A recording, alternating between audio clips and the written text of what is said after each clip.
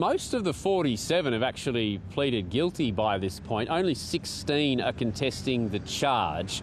But we're talking about lawyers and teachers, union organisers, some local business people, journalists, including too some of the most prominent pro-democracy figures in Hong Kong, like the relatively young activist Joshua Wong, an academic named Benny Tai, who's been very prominent as a pro-democracy figure. They're among the 47. Now, why were these people rounded up in dawn raids 2 years ago? Because they took part in a primary election where 600,000 Hong Kongers turned up and voted to choose the best pro-democracy candidates who would then go on and contest the local Hong Kong elections. Now, that doesn't sound like much by Australian or American standards, and it didn't matter a few years ago in Hong Kong, but prosecutors say that by organising this primary election, what they were actually doing was to conspire to win as many seats as possible in a democratic election and then use, it wouldn't be a majority, but use their numbers in the local Hong Kong Parliament to block government legislation. And that, in Hong Kong these days, is tantamount to political subversion. So most of them, analysts believe, are facing jail time of about 5 to 10 years if convicted. Some of them, the high-profile ones, people like Benny Tai, could be life in jail. We just don't know. You can understand, Yvonne, with that being the case, and given that most of them weren't granted bail, they've been in jail for 2 years already, that a guilty plea possibly could lead to a more lenient sentence, and that potentially is why many of them have already pleaded guilty. But the thing is, the Hong Kong justice authorities have said, doesn't matter if you pleaded guilty, we're not going to issue any verdicts or sentences until the trial of the remaining 16 is over. And that trial, which has begun today, is expected to take about 3 months. Bill, how significant are these trials under the controversial national security law that was introduced 2.5 years ago now?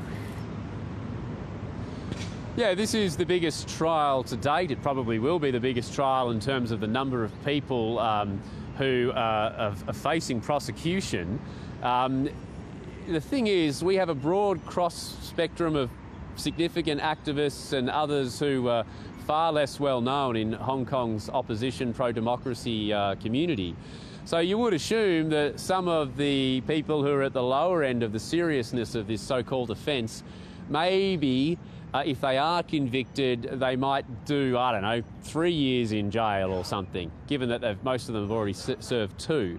But then you have others who the Chinese government clearly has had their eye on for a long time. People like the university professor Benny Tai, people like Joshua Wong, people like the pro-democracy journalist turned lawmaker Claudia Mo. Their supporters think that seriously the authorities are trying to prosecute them and put them in jail for 5 to 10 years or life in jail. There's no limit on how long some of these people could end up behind bars. So activists, not that many of them are in Hong Kong anymore, but Hong Kong activists abroad who are exiled, they argue that the whole purpose of this trial is not just to prosecute the 16 or the total of 47, but to make it crystal clear to people in Hong Kong that political dissent and political opposition to both the Hong Kong and Chinese government is now criminalised. You will end up going to jail if you try it. That is the message that many supporters of the Hong Kong 47 believe is being pursued by the prosecutors in this court case. Yvonne, I'll just add quickly, the process here, there's no jury overseeing this trial. It is a judge-only trial. That is rare in Hong Kong. This is a new feature of the national security law. And the 3 judges who are overseeing this trial, they have all been handpicked on a list of approved judges by the Chinese government. Significant day indeed. Bill, meanwhile, a lot has been said about the US shooting down a suspected Chinese spy balloon, and there's since been a second balloon spotted. How has Beijing reacted? Chinese government today, Yvonne, has conceded that yes, that second very similar balloon that's been spotted over Latin America and the Caribbean is indeed a Chinese balloon. Very similar claim to the first one that was spotted over the United States and subsequently shot down. The Chinese Foreign Ministry spokeswoman this afternoon saying that it's a civilian balloon. It was on a test flight. It only has limited ability to control its path, and it flew a long way off its intended route. And she reiterated what we heard before in regards to the Chinese balloon in US airspace, that China is a responsible country, it follows international law.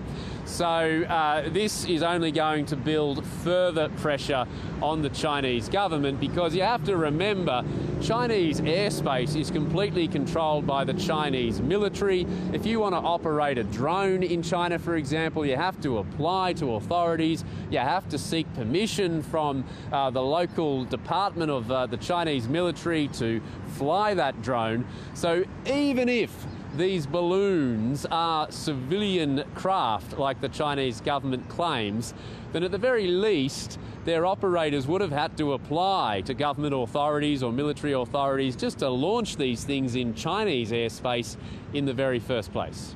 So where does this leave already tense relations between China and the US, and the postponing of the trip to Beijing by US Secretary of State Antony Blinken?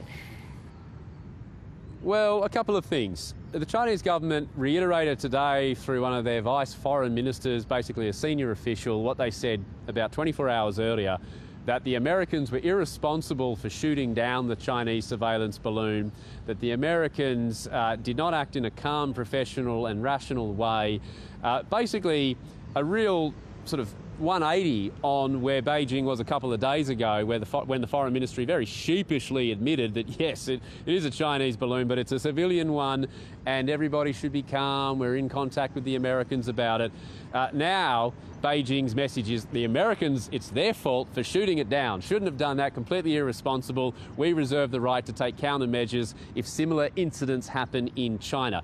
So the nationalistic spine of the Chinese government has returned. That might just be for a domestic audience. We don't know, because clearly with the revelation of this second balloon belonging to China, Beijing is not looking particularly good on this issue at the moment. You would expect the Americans would feel that they have a bit of leverage at the moment, Yvonne. The onus would be on the Chinese side to do something to patch up the relationship, to try and at least get talks and meetings back on track, because given the anger in the United States over this surveillance balloon, it doesn't go down particularly well for Beijing to be coming out and saying it's the Americans, you're at fault for shooting it down.